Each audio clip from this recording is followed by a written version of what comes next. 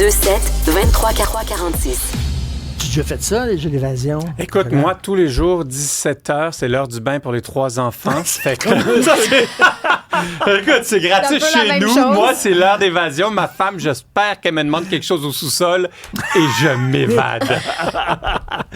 Tu veux parler du financement de la culture. Oui. Il y a eu un texte qui t'a interpellé. Oui, absolument. Parce que là, il y a des gens qui disent « Ouais, mais là, j'ai pas de subvention, fait que je dois moi-même financer ma propre carrière, puis tout ça. » Exact. Ben oui, si tu crois à ton affaire, tu finances ta propre carrière. Exact. Puis j'ai 2 points importants à dire avant. Premièrement, effectivement, c'est un sujet hautement explosif au Québec, le financement de la culture.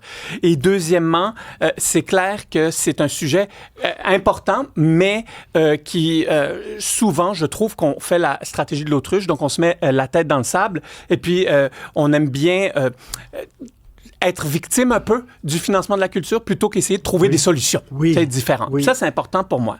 Donc, le texte, c'était dans la presse, c'est payer de sa poche pour exercer son métier. On apprend que il y a l'auteur et comédien Steve Gagnon qui a dû payer 65 000 $ de sa poche cette fois-ci parce que ça a déjà arrivé en 2018 avec une autre de ses pièces de théâtre où il a dû débourser 30 000 $.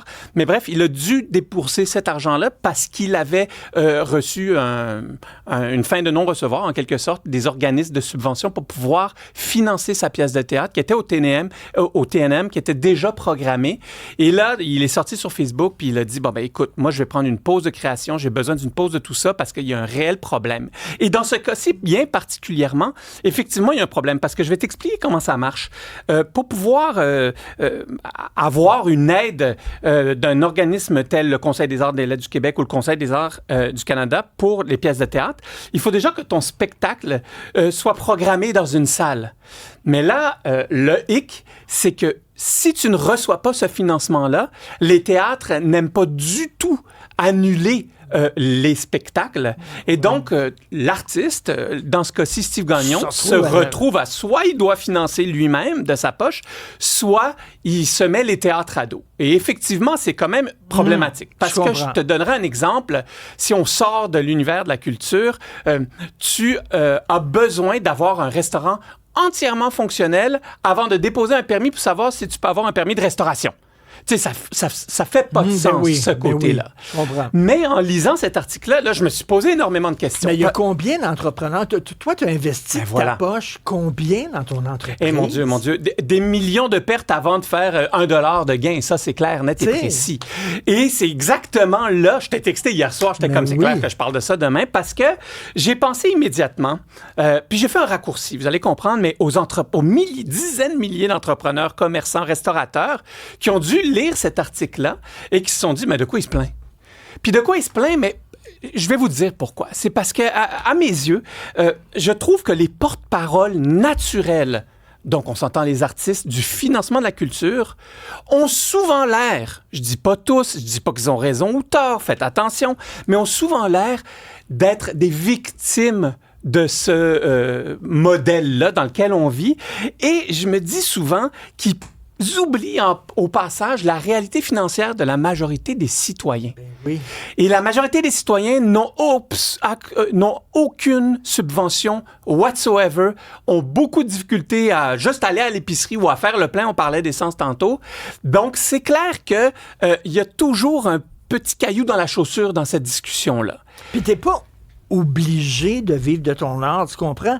Kafka travaillait dans une compagnie d'assurance puis il écrivait ses romans le soir. Romain Gary était diplomate. Laurence Durel, le quatuor d'Alexandrie, génial, c'était un ambassadeur. C'est des gens qui avaient des jobs puis qui faisaient leur art on the side aussi, là, tu sais. Ben, ça, c'est une des évidences que je suis arrivé avec ma réflexion, c'est que l'immense majorité des artistes à travers la planète, le Québec ne fait pas exception, ne vivent pas uniquement de leur art. Hein?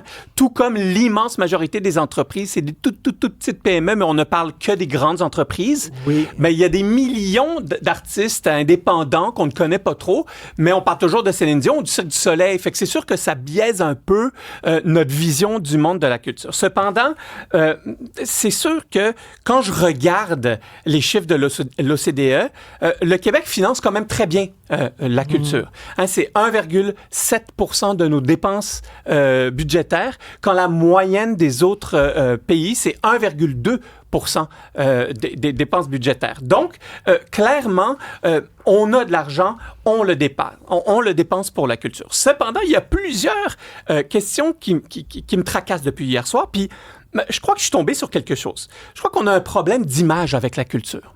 Parce que la culture, certes, c'est fondamental pour une société. Moi-même, je suis un très grand consommateur de culture. Cependant, c'est aussi une vraie business. C'est aussi une vraie business. Le monde de la culture au Québec, c'est 15 milliards de retombées annuelles et c'est 170 000 emplois directs et indirects. Et là, je vais faire sauter bien du monde, mais c'est plus important comme économie, comme industrie, que l'agriculture. Et pourtant, on ne dit rien qu'on subventionne lourdement plusieurs producteurs et éleveurs et agriculteurs. Mais là, avec la culture, on dirait qu'il y a toujours ce petit problème-là. Donc, est-ce que c'est un problème d'image? Oui. Puis aussi, quand on regarde d'autres industries, l'aérospatiale, la batterie, on n'en parle pas. Oui. L'automobile. On parle toujours d'investissement économique, mais quand on parle de mettre de l'argent dans la culture, c'est une dépense tout d'un coup. Donc, je crois vraiment qu'il y a un problème d'image avec la culture.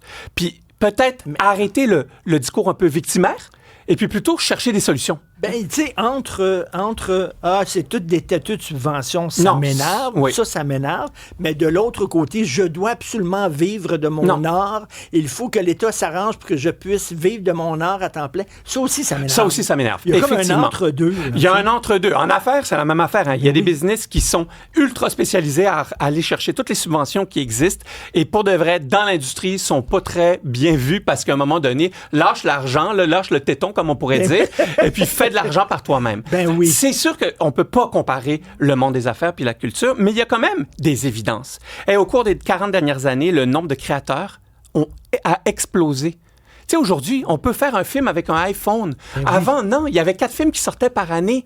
Donc, c'est clair que les budgets n'ont pas suivi l'explosion, littéralement, de ces créateurs-là.